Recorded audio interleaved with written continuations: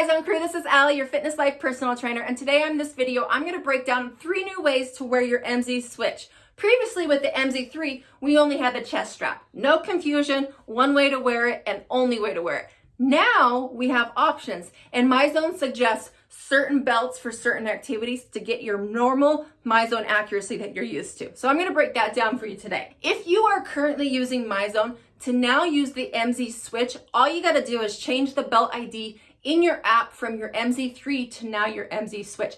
Won't lose any data, you won't lose any status. You can actually go back and forth if you keep your MZ3. So if you don't want to give that away, go ahead and keep a hold of it and you can go back and forth if one is in the washer and you need to get a workout in. All right, so I want to start with the wrist first. The number one reason why Myzone came out with an MZ switch was for the swimming. We now have an accurate way to detect our heart rate while any water activity, swimming laps, water aerobics, surfing. When you are doing any water activity, you want to make sure that you're using the wrist. The only one that you can use in the water is the wrist. All right, so when you are using the wrist, you'll notice that this is empty right now. That's because I don't have the device in there. The device is going to switch between all 3 belts. You only have one little black device, but 3 ways to use it. So you're going to go ahead and snap that off of your chest, and then we're going to pop it in behind. When putting the device on your wrist, there's no right way to do it, no up or down. So just go ahead and snap that in behind. When we were using our MZ3, the old Myzone, we did not have any buttons to push. We would put that on and it would automatically detect our heart rate and it would turn on. Unlike a lot of those wrist watches out there where you have to start your workout and end a workout, Myzone was not like that. Myzone now, with the wrist and the arm, you do have to turn it on, and only with the wrist and the arm. With the chest strap, it will still automatically turn on once it detects your heart rate. So just a reminder, when you are using the wrist or the arm, there's a button you have to push. This is new for all of my current Myzone users. So when we're putting this on, Myzone is going to suggest that it's 2 fingers below your wrist, and you're just going to tighten this Velcro strap. You want it to be snug. It doesn't have to be super tight. However, online communities have been reporting that they get better readings when the device is on the inside of your arm. My guesses are it's just there's not a hair right here, or there's little to no hair right here. So for my men, you're probably going to get a lot better accurate reading right here, okay? And then you just make sure it's snug. To get started, you're going to press and hold the Myzone logo, and it's going to beep. The first color that you see on this is going to indicate your battery life. Here's a little diagram that's going to show you what those colors mean. And that's just going to be a quick way to make sure that your battery is charged. You're going to hardly ever charge this thing because, like the old Myzone, it keeps its charge for quite a bit. The indicator through your workout will also show you your heart rate. With Myzone, the heart rate colors are the same. You can see also in this diagram what those colors are. The only device that will show your heart rate is when you're using it on your wrist or your arm. The color indicator does not show up on your chest. If you want to see your heart rate on your chest, you will refer to the app. You can also refer to the app on all 3 belts, but you have to refer to the app when you're using your chest. All right, so now that you got the device on your wrist and it is blinking, that shows that it is on, you're ready to get in the water and do any water activity with this on your wrist. There are some other activities that you can do with on your wrist outside of the water. Just make sure that it has a repeatable motion. Not so much the motion with your arms, but the motion that is causing your blood flow. With Myzone on these 2 devices, it is going to be using your blood flow to indicate your heart rate.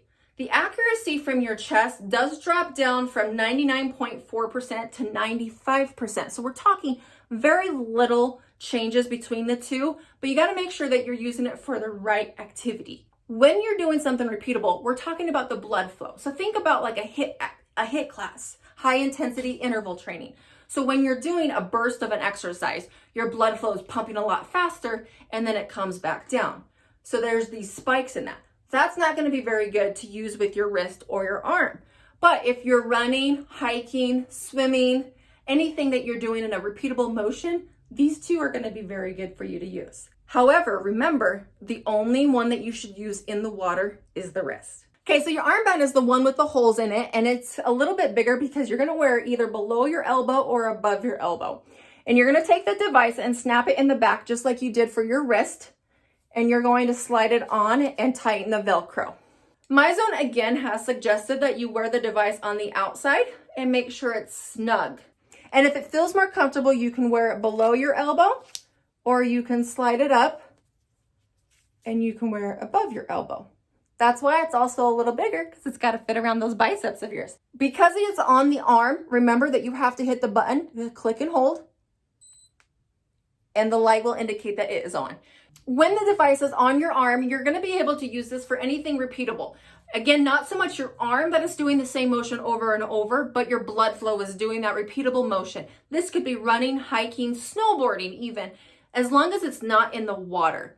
Aerobic classes, as long as you're not gripping anything like a Zumba class or any other dance class, but anything repeatable that's getting your blood flow going over and over in the same motion, not going high intensity and then rest high intensity. Before we move to the chest strap, one last reminder, the light indicator will show on the arm or the wrist, but not the chest strap. A quick reminder, when you're wearing the device on your wrist or your arm, we hit the button to turn it on, but don't forget to turn it off. To turn it off, you're going to click and hold the Myzone logo and hear 3 beeps. That's going to indicate that it is off. From that point, you're able to take off the device and store it away. Now let's talk about how to wear this on your chest. So the back of your device has little snaps. There's, again, not a right way to put this on. You're just going to snap it onto your chest strap. Now I already have my chest strap on.